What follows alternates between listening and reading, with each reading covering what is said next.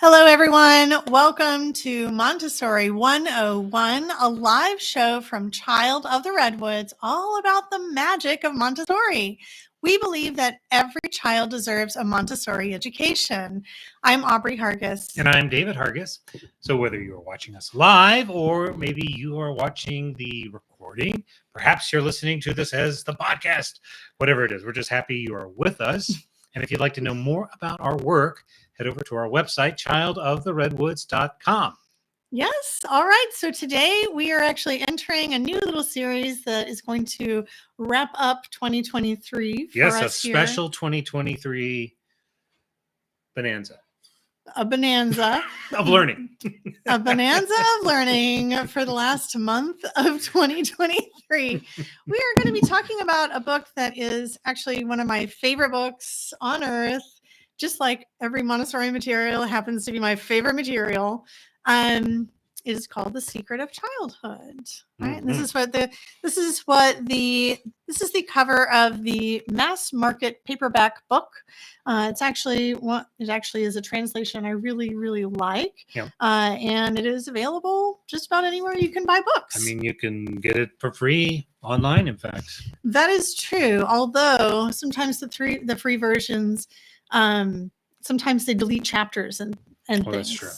This book is so good, though. You should really add it to your collection. You should. Yes. Yes. Well, why exactly did we want to wrap up 2023 talking about Maria Montessori's The Secret of Childhood? Well, we've spent a lot of time talking about the materials themselves. We did a whole long series all on the essential materials. 20 essentials. Yes. And we did a whole long series about awesome lessons, which we'll get back into in 2024. That's right. But we want to wrap up 2023 because, well, for me personally, first of all, because it's a very spiritual time of year. It's a time of year where, it's holiday season and it makes us think about our families. We start thinking about, I don't know, I guess the reason for the season, which is all about hope and love and connection.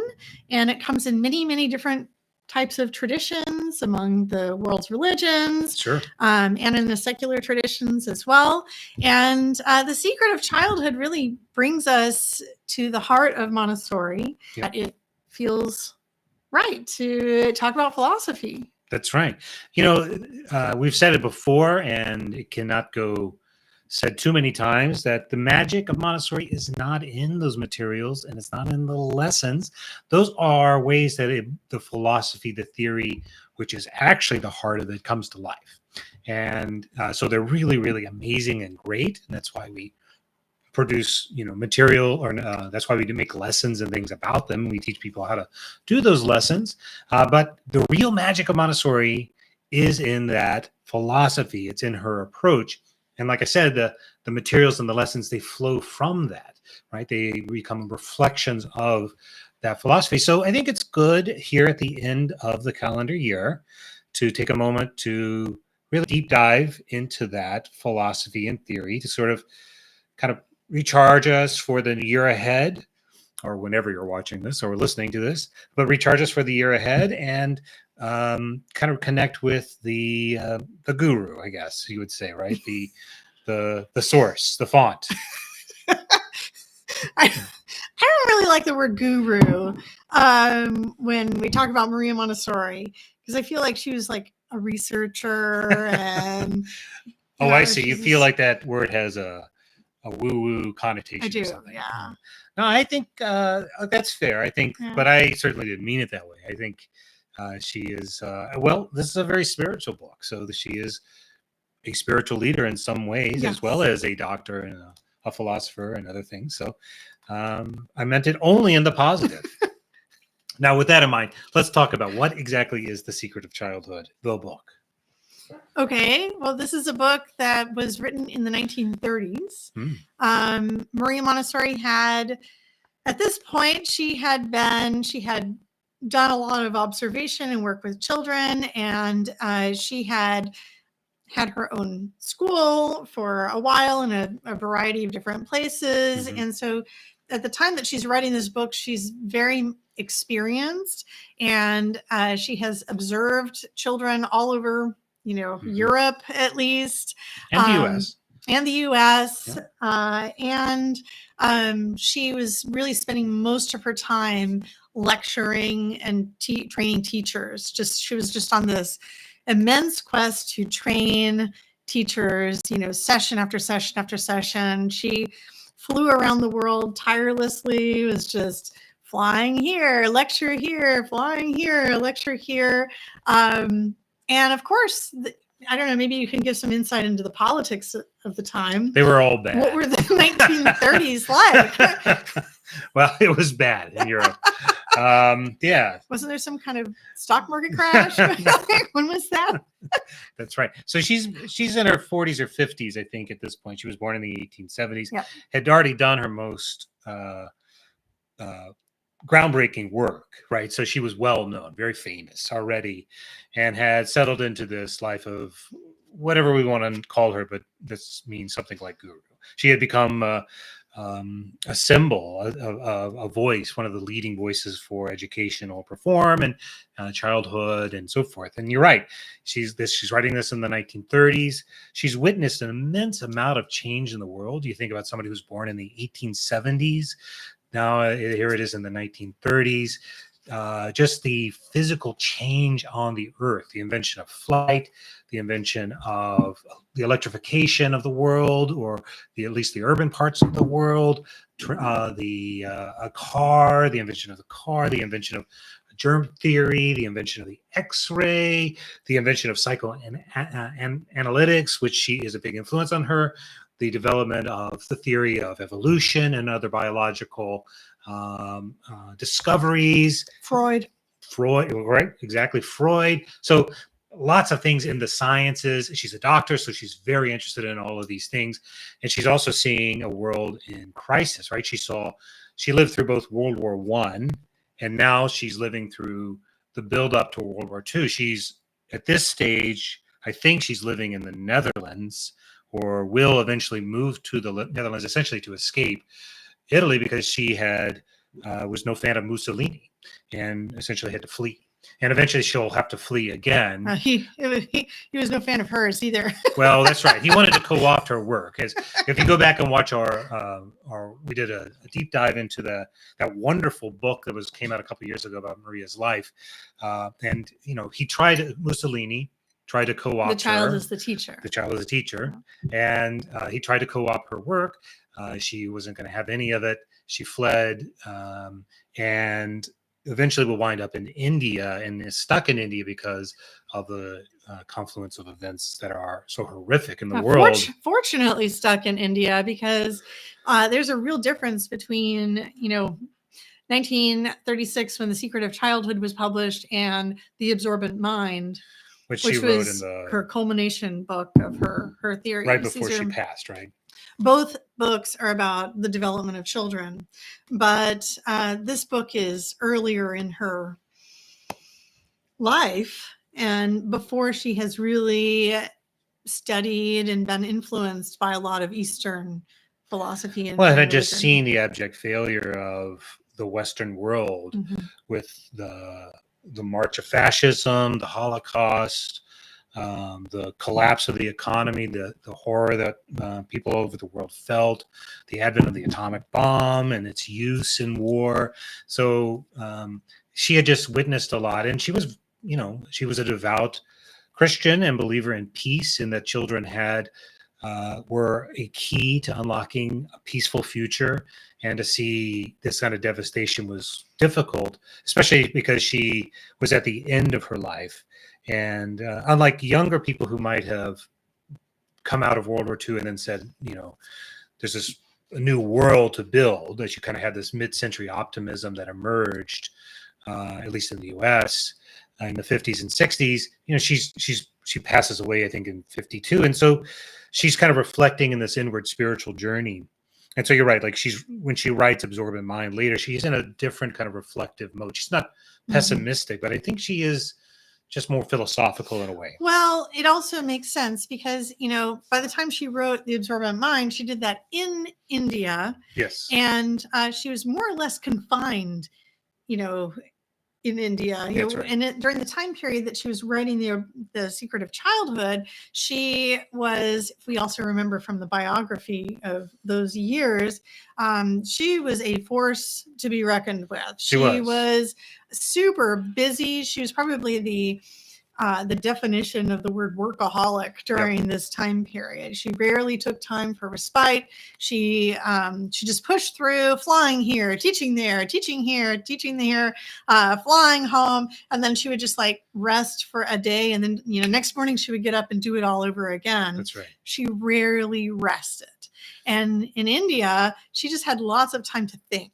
Well, she was a forced rest. In a way. It was a forced rest, yes. So I really feel like this book captures that frenetic energy that she herself was feeling at the time. If we kind of get into these chapters, the tone of this book is really, really different from the tone of The Observant Mind. Mm-hmm. The tone of this book is very passionate. It's very fiery. She doesn't think twice about accusing. No, in fact, there's a whole chapter called like The Accused or something where she just really is like super harsh on parents. I remember when I recommended this book to a Montessori friend of mine who was exploring Montessori, thinking about taking her training. She read this. She read the first few chapters of this book, and she said, I like I must be a horrible parent because Maria, like everything she says, I'm just doing it all wrong. I'm doing That's everything wrong. And that is the tone that Maria takes in this book. She essentially, if I were to kind of just sum up the first several chapters, you're doing it wrong. would pretty much sum up like the first few chapters of this book. Like, you're doing it wrong, everything, and then she says like, okay, let's start over. That's right. And now let's look at childhood through a different lens. That's right. So in terms of structure for the series, and as we're going to jump into the actual book here, we're going to spend the next few lives talking about different parts of the book. It's not going to be like a super in-depth book club book study. That would be awesome. But we just wanted to kind of give some highlights of some of the parts of the work that are so important, as maybe for those of you who aren't familiar with it, to maybe encourage you to go read it or to kind of think about it in a new way if you have read it already. And then if it does inspire you, then you can dig deeper and deeper and deeper. And if we hear lots of people who are interested, we can always do a deeper series. But for this next 3 weeks or so here in the holiday season, we wanted to do something a little different than the usual deep dive into lessons. And we're going to take apart some of this book. And we want to start, actually, I wanted to start with the beginning section. I wanted just to think about, my point being, like, if you're trying to read along, don't worry about it. Just like have read it and then you can explore. But I wanted to think about the first few chapters because I feel like she's really doing something important that sets the context for what comes next. Okay. So I don't know how you wanted to think about. No, go ahead. Yeah. So this opening section, I think it's through maybe the first 7 chapters. I would say that what she's talking about here is laying out, like, I mean, I don't want to call her a scold. That would be worse than calling her a guru, I think. But she is saying out in pretty stark terms. She's a warning or very strong language. I mean, she uses a very literally biblical language to sort of describe that we are doing it wrong. Like you said, like we adults do all kinds of things that are unhelpful to children because of our hubris, because humans are naturally hubristic and think we know better, and kind of she describes us as, I think, I forget the exact language, she says narcissistic or something like that at one point, or egotistical. We look at a child and we see ourselves instead of seeing the child as its own being, or his or her own being. So we have this kind of problem, and beyond that, children can't talk. They can't walk when they first come to this earth. They even after they start to be able to move around, they can't speak, and they can't speak very well for a very long time. They can't tell us what's going on. It's all very, very mysterious, and yet something is happening. Something is happening inside the child, and we as adults have to get out of our headspace. We've got to take a little bit of a moment to have some humility and say, I don't know what's going on, but it's amazing and magical, and it's real.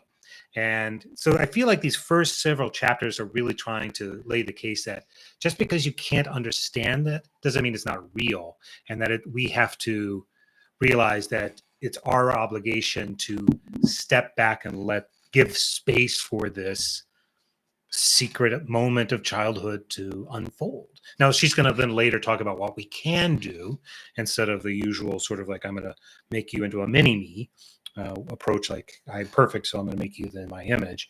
But at this opening thing, I feel like it's just an opening salvo, a reminder that the world does not revolve around us. I don't know. What do you think? Well, you use the word narcissistic, and she actually uses the word egocentric. Right. That's right. She says, in their dealings with children, adults do not become egotistic, but egocentric. Do you know the difference between those two? No, tell me. She says, they look upon everything pertaining to a child's soul from their own point of view, and consequently, their misapprehensions are constantly on the increase. Mm-hmm.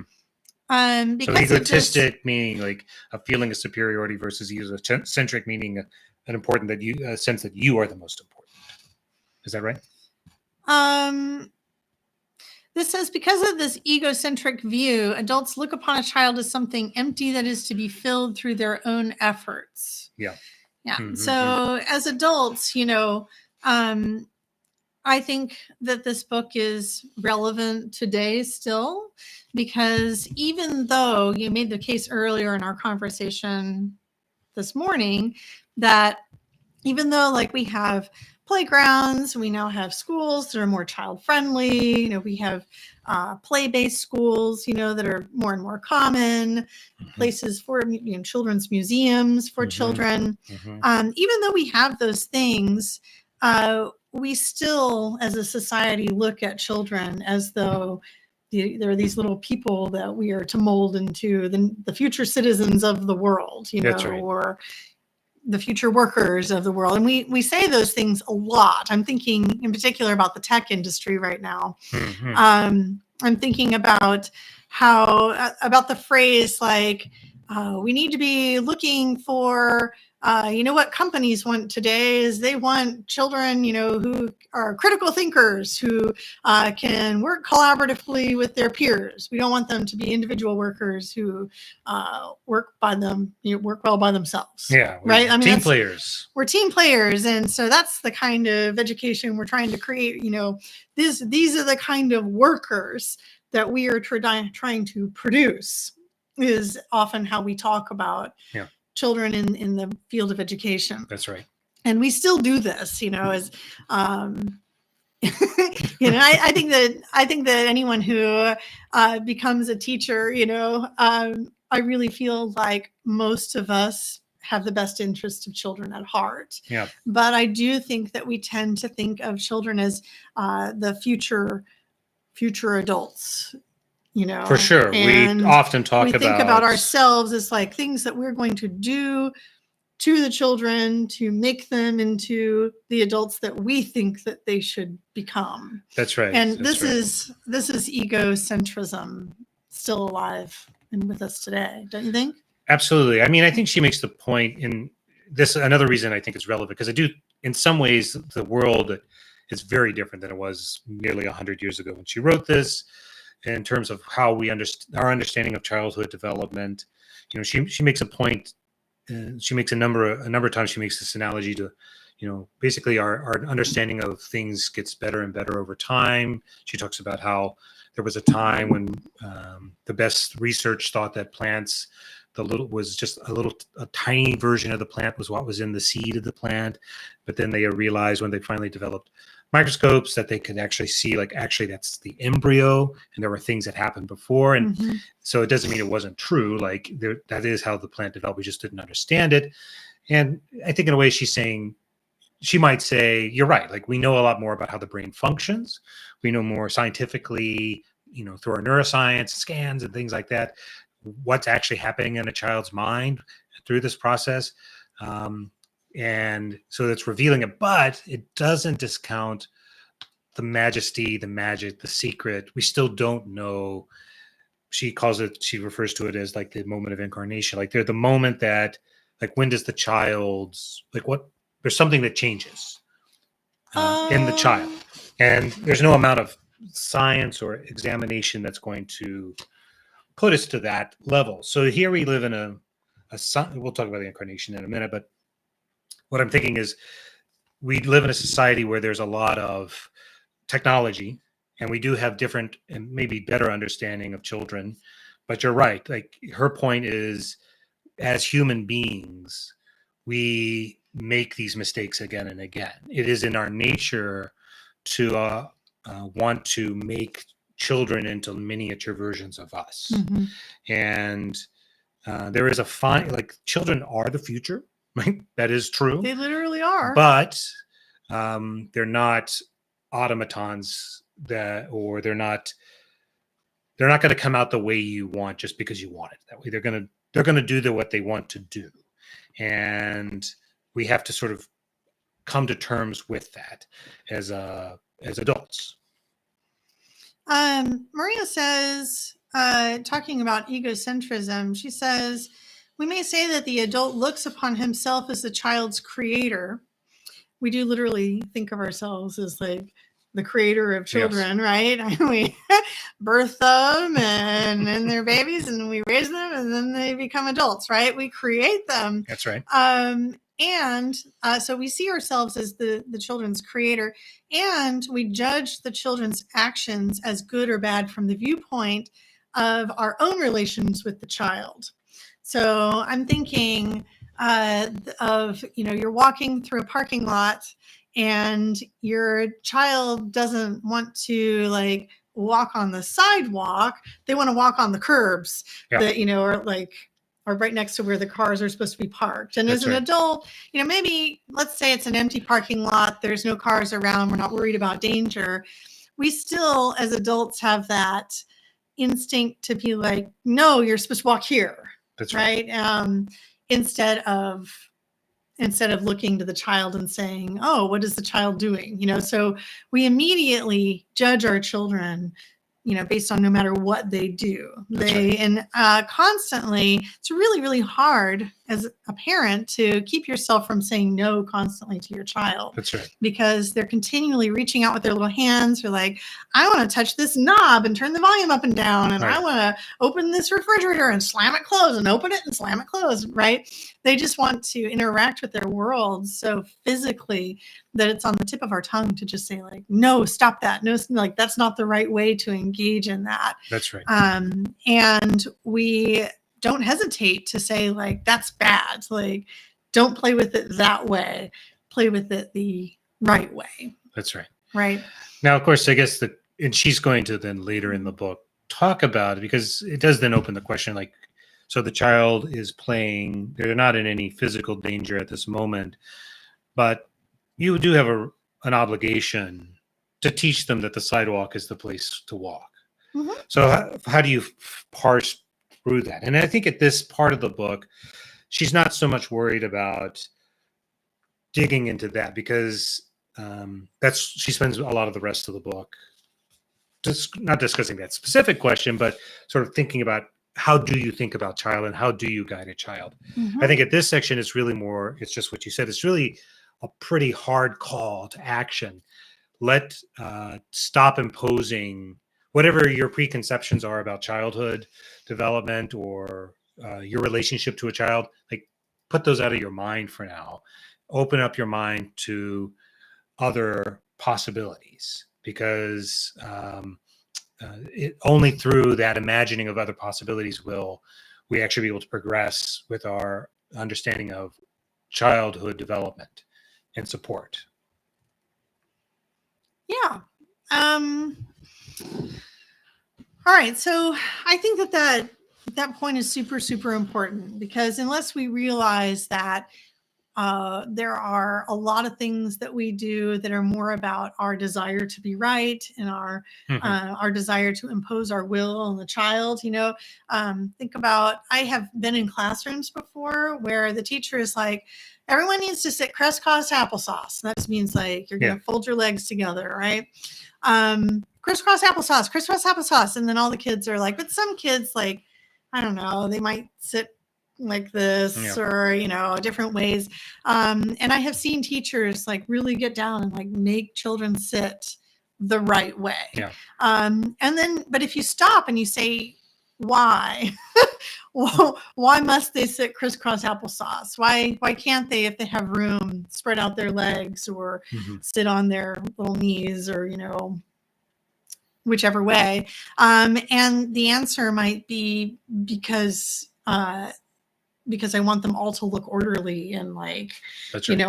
It's the teacher's way of exacting a perfection, and conformity. And Maria Montessori is saying not that it's wrong to ask a child to sit crisscross applesauce, but that we should question. Right. Are we doing this because of our own ego, because we want conformity, or because we're afraid of losing control?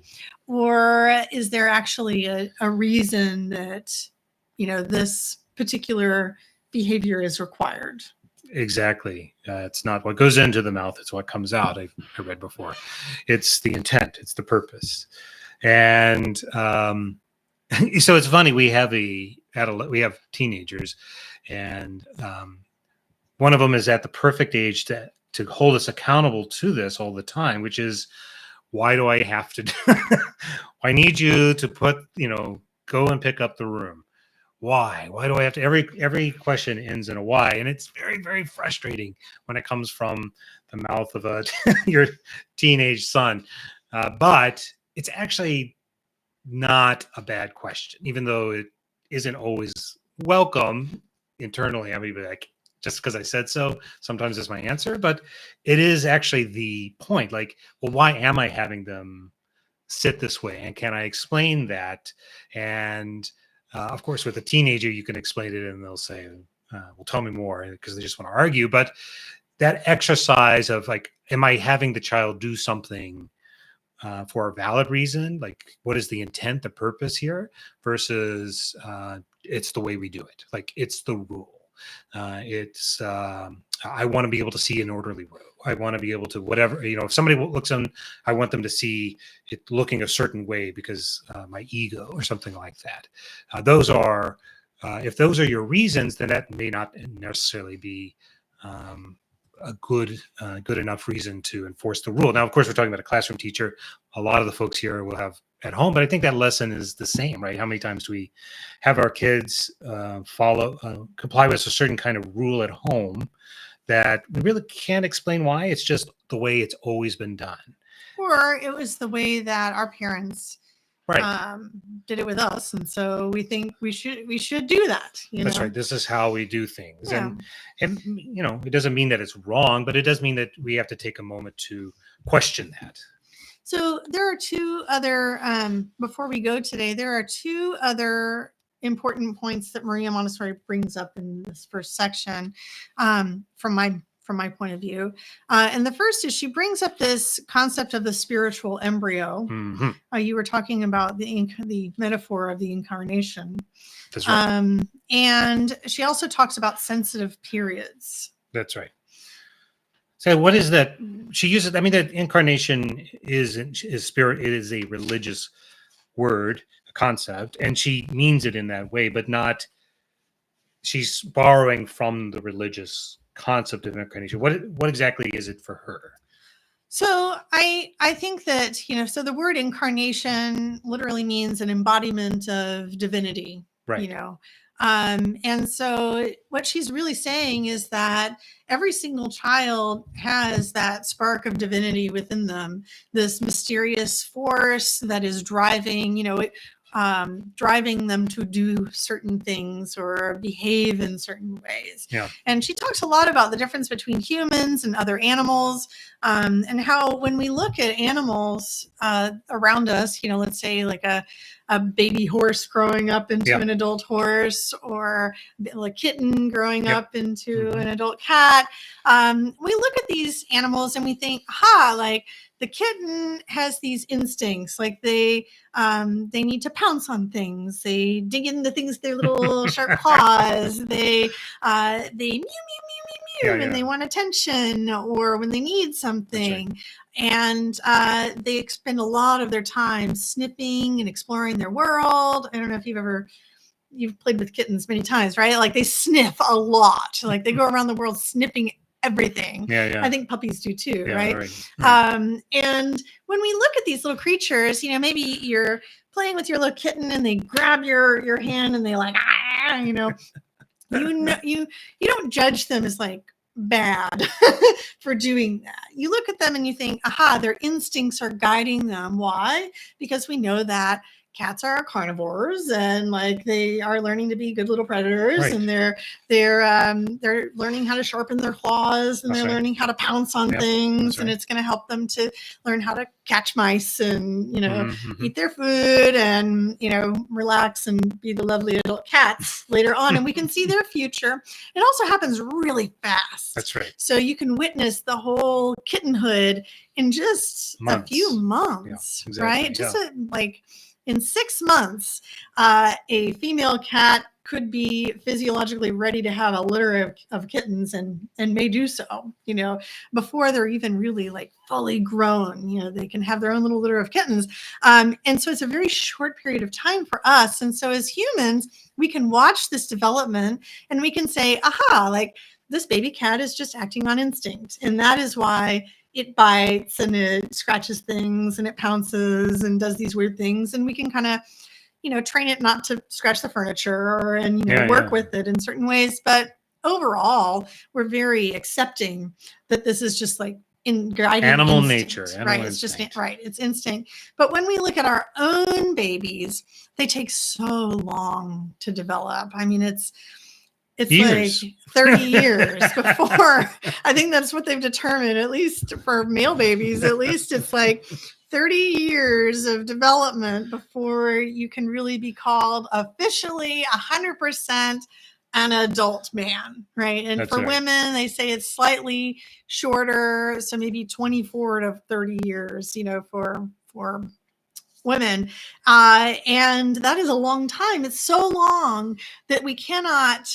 It's really, it takes a lot. I mean, I guess I want to say that it's an impossible task of patience, to remind ourselves that our children are guided by, they're guided by a force within them that is causing them to yet again tumble on the floor like puppies, or to yet again, do things that we as adults deem inappropriate, or at all manner of ages. Yes. And it just doesn't stop until they are at the age where they would be adults caring for their own children. In many cases, not all cases, but many cases.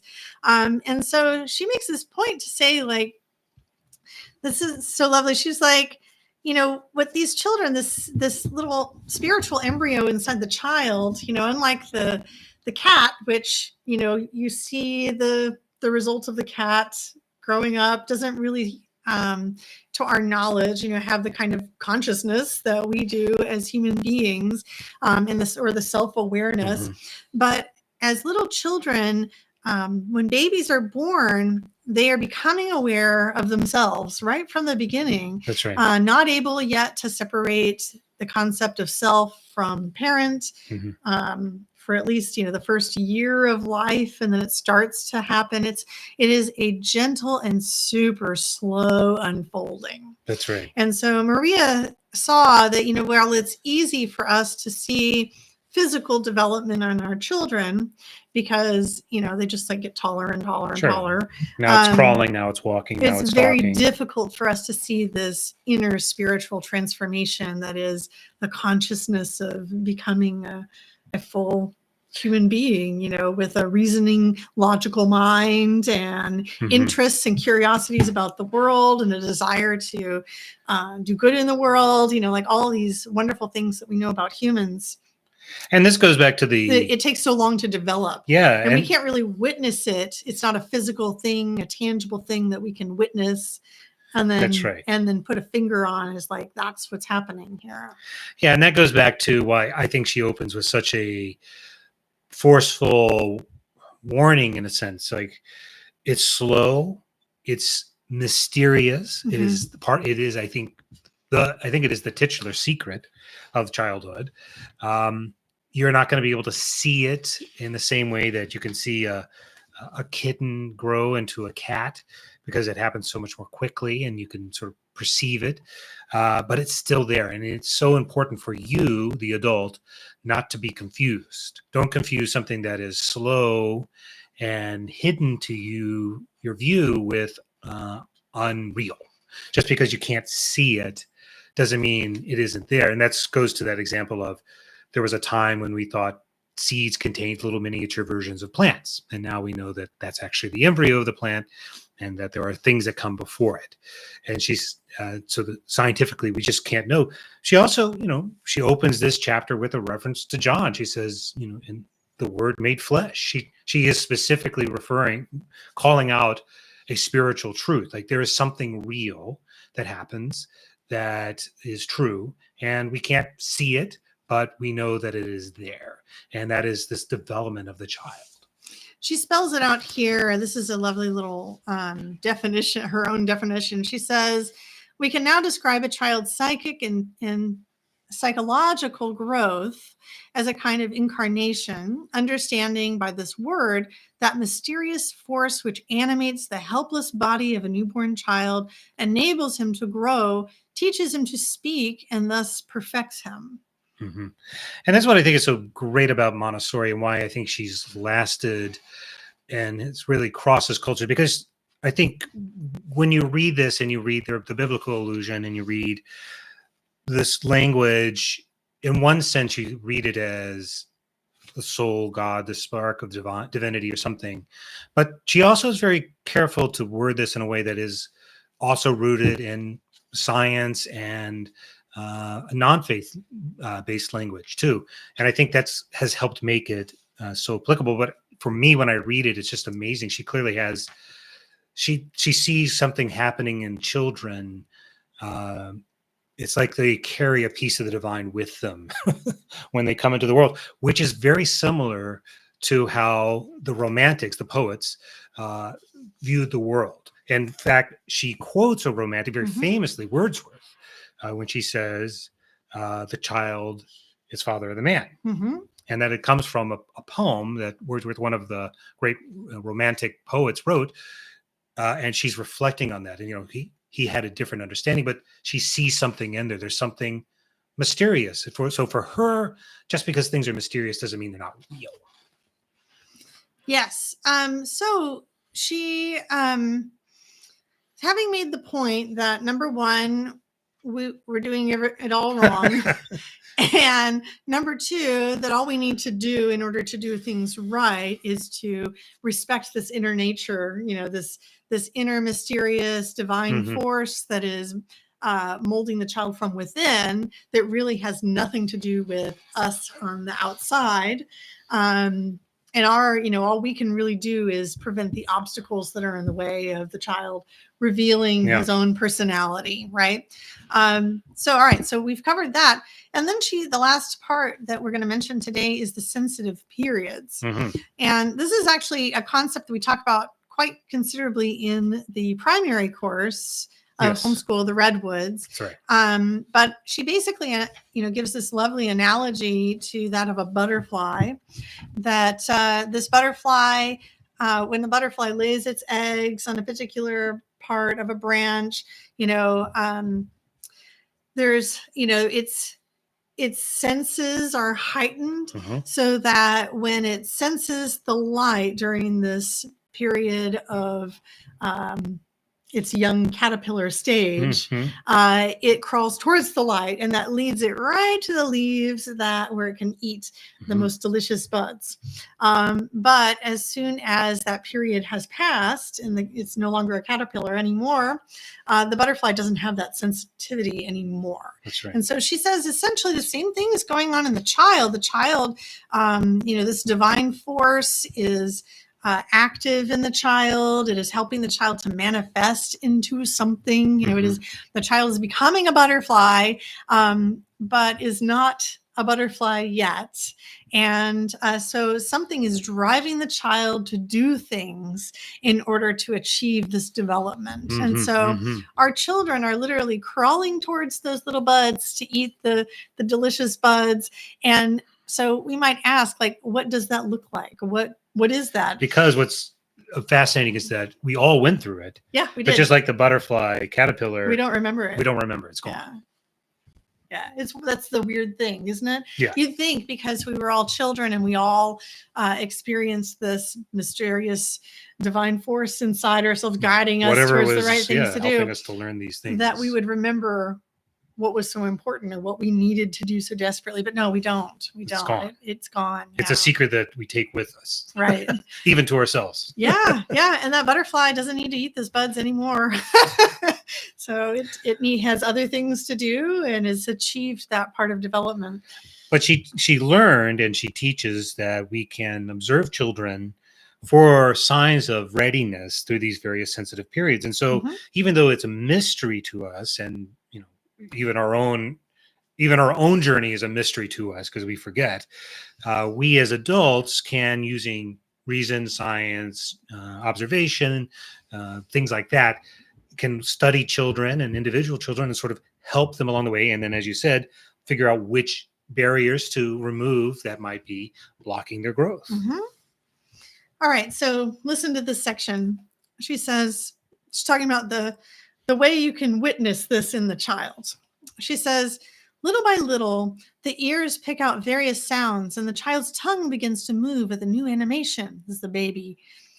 Before this, the tongue had only been used for sucking, and now the child begins to experience inner vibrations. He feels out his throat, cheeks, and lips, while being driven on, as it were, by an irresistible impulse to learn to speak.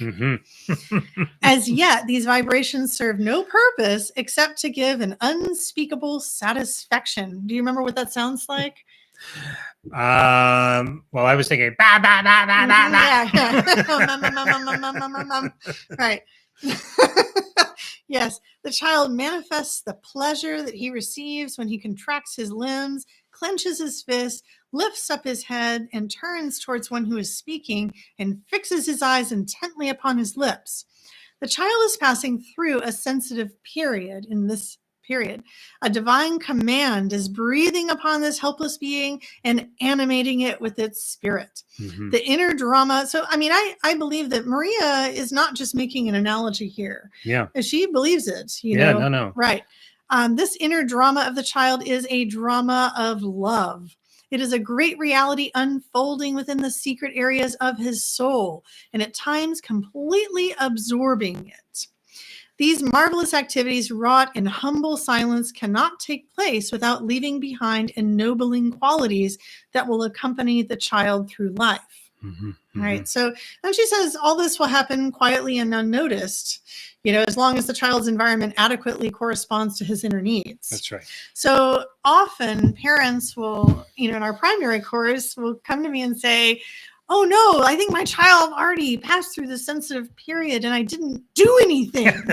That's right. I missed it. And Maria here is literally saying, you can't miss it. Well, actually, she's saying, like, if you missed it, that didn't mean it didn't happen. It happened. Well, that's right. That's why you can't miss it. Talk. You may have missed witnessing it, or you may have unblocking it, or this or that. Child can't miss it. But it's just going to happen. Yeah. Like the caterpillar crawling to the light. That's right. That's right. So she talks a lot. This is one of her great examples of our our ability to witness a sensitive period is in this magic ability for the child to learn to talk. But then she goes on later, and we'll talk about that in part 2, where she talks about applying that to the child's growth after the newborn period. Yeah, because we've been talking, and she's baby writing period. about littles often and thinking about it. But Yeah. this is true, as you said. I Well, mean, it's the easy- journey we- to adulthood we is can long. witness the child learning how to speak. That's a pretty easy one to witness. I mean, I don't know any parent that actually would miss that one. Sure. But what we might miss is a sensitive period where a child has a real sensitivity for tiny things, manipulating tiny or things. an older child, a sense, learning to tell a joke properly, Mhm. or making a good moral decision in you may not be there to witness it, and they may not even be really aware of what's happening, but they're also, those children are still, even though they're much older than the little one here, are going through sensitive periods for moral decision making, That's right. for social interaction, and it continues all the way up into, well, probably into your 20s. For sure. And so the secret of childhood is not limited just to the little. So for those of you out there who have older kids, you're still seeing it. And that's actually where I think is something exciting, because I think today we often, I don't know, I think the way that we treat, maybe it's because we have teenage boys, they kind of get the side eye, they're big and loud and they act like big overgrown puppies. And it can be, a lot to handle sometimes in society, but it's important to remember that they're children too. And just because the way that they're interacting in the world may seem crazy, illogical, annoying, doesn't mean that it doesn't have some purpose. Now, again, we as the parent have a responsibility. This isn't to say like carte blanche, just go forth and do, you'll be fine. That's not true at all. And especially at the older ages, like once you get out of that first plane into the second, third plane, your obligation or your relationship will change. But I think just as an underlying concept, children are children for a long time. And we should remember to be humble and give grace, even when they look kind of big. Wise words. Hi, Sinta. Says joined late and still catching on, but watching from Brisbane. Well, so welcome. Cool. Yeah, welcome. Welcome. We're so happy to have you here. Unfortunately, I think we're about done for the day. We're wrapping up today. But the replay will be available immediately. And we will be back next week. We'll be back next week to talk about this part 2 of The Secret of Childhood. We're not going chapter by chapter. We're just going to pull out some of the important points from the middle of the book. Yeah. So if you're reading along at home, just read on along. Yeah. And otherwise, if you want to reach out to us, you can find us at childoftheredwoods.com, or you can reach us via email at hello@childoftheredwoods.com. Or I think those are the best ways. Those are the best ways. If you see us in the street, you can wave. I feel like that's going to have a very small number of impressions, though. So, but I'll be on the lookout. Okay, friends. Thanks for joining us. Take care. We'll see you next week.